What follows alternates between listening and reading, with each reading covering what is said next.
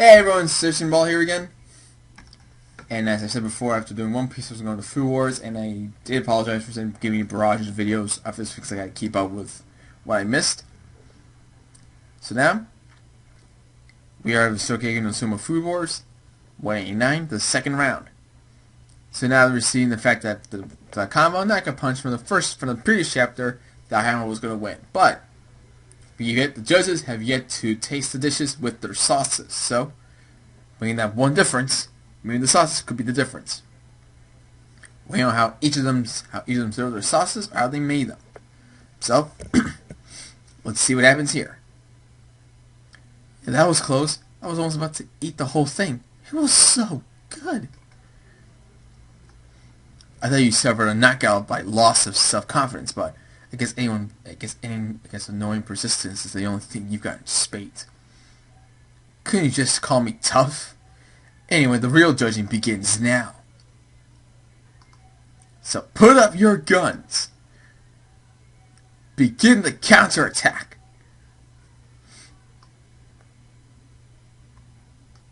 So put up your guns.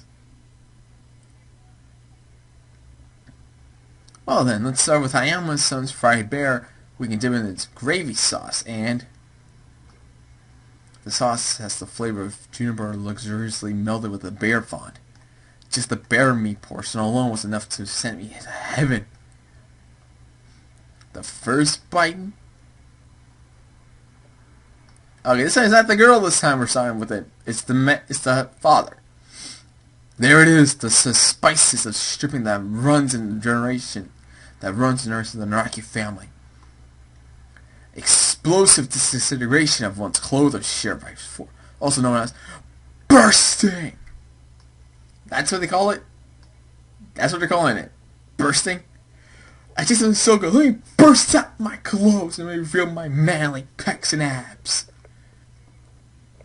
Man, I wish it feel good. Man, I wish it could happen to anyone out there in the world. Okay, not everyone. That's just not everyone. I think I said it out loud. Not everyone. Moving on. It's almost like a continued bombardment of flavor. I'm always scared how utterly perfect. Explain how he mixes up the sauces. Multiple dimensions of the perfect golden ratio of elements that will bring out the flavor of the bear meat. No doubt a product of the research he has done into the chemical relationship between fragrance and taste. If I were to liken it to something, I would compare it to a perfectly completed all-rounder style. This plate has no less than absolutely impenetrable fortress. Okay, didn't really think of it that way, bud. Hey, it's your simile. You make it up. And to think Yukiyara has to compete against that sort of dish. Do you think he has a chance to close the gap? There's no way you can close the gap between us. After all, this sort of cooking is something that only I, with my superhuman sense of smell, can do. Any other chef that tried a similar thing on their own would undoubtedly destroy the delicate balance between the fragrance and taste.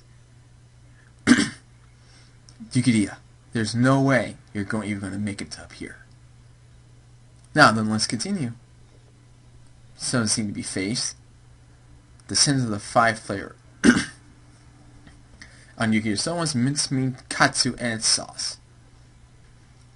Just like Hayama-san was always made using the bear meat juices as its base.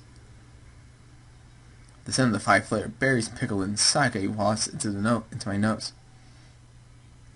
What in the world is this soft, garlicly, welcoming smell? Kuga-senpai, you noticed something. I see, in response to Hayama's juniper berries, Yukiyara-chin put a little of that into the dish. A little of that? Well then, here comes the first bite. Eh? What? The expression of the mincemeat katsu's taste has completely changed. What in the... How is this even possible to make something this delicious? What is this sauce? Okay, now ripping off the clothes, but like elegantly having her clothes off. Wait, dare I say that when it comes to the use of the sauce, might be okay. Oh, okay. Okay. Okay. Fan service is one thing, but when you do it to an 11-year, when you do it to like 12-year-old girls at this point, like, okay, okay. Excuse me a second, recollect my thoughts, and then out of nowhere, their clothes they took off their clothes. We're moving on.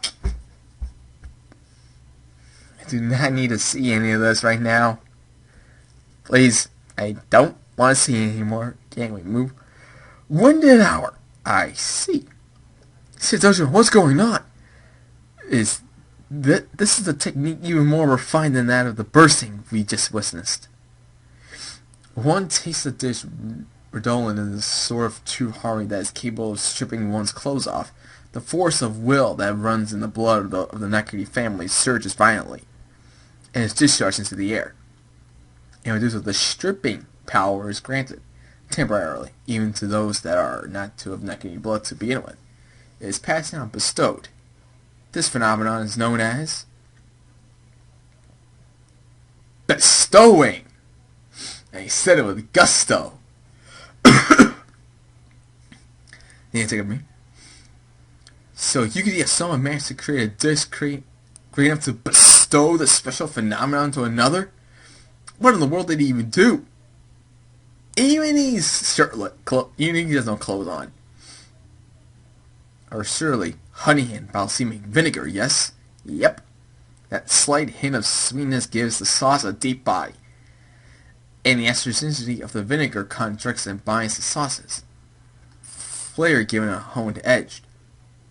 I heard from the old hunter that the bears and Akita absolutely love honey. So I had to incorporate into my dish. I tried a lot of different methods. Compliment Yukiya right there.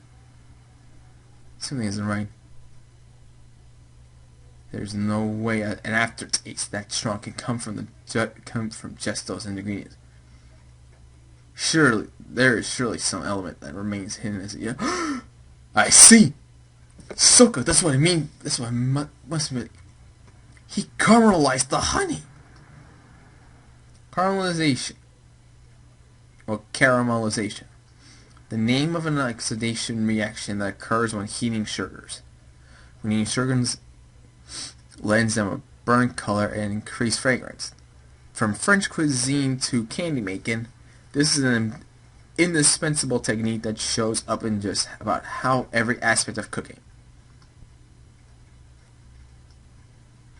Okay, so I'm explaining how he did it.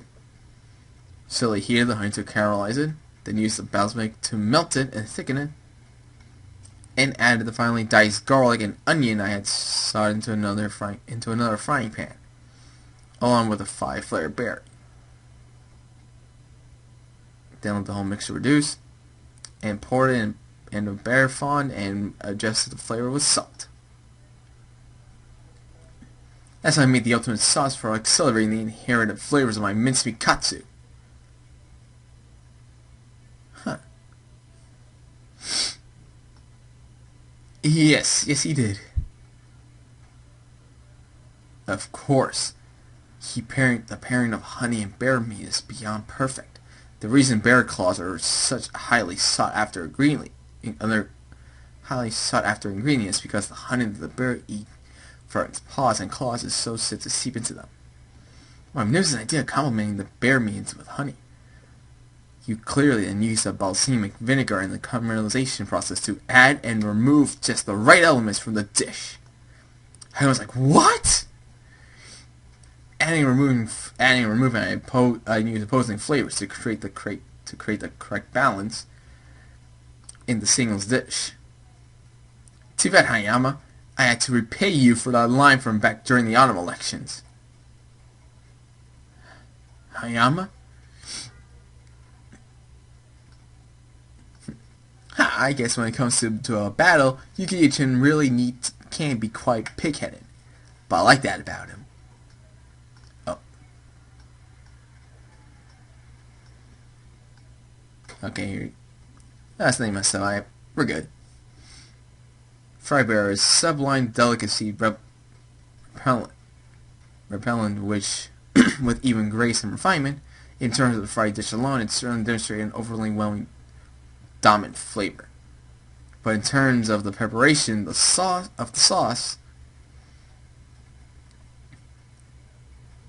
I cannot but say that Yukari Soma has demonstrated that he has the upper hand. He closed the gap! So, who's the winner? Now, the verdict.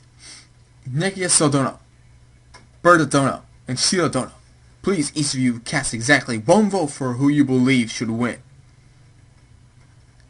As taking into account both the sauce and the fried food itself, which is presented the ingredient of the bear meat most deliciously, I've decided. Here! 3, 2, 1, and the winner is... the twins are split! Okay, the twins are split now. They're basically neck and neck, which means that the last vote, who will he vote for? Nakari Sodono. A flawless delicious and an impenetrable fortress, or the siege weapon that seeks to break through by dint of flavor alone. Which will win? The face-off between the two? I shall deliver my verdict now. This fight's winner is... to be continued in the next chapter. This vote will separate winner from loser. So that's the end of Food Wars right there. Someone might actually come up with the upper hand here. You can finally close the gap between the two of them. Not in terms of superhuman smelling, but in terms of the sauce. But we don't know who the true winner is, since the twins are split. And So I don't know is the only one left to decide on this. So, that was Food Wars 189. I'll have My Hero Academia up tomorrow.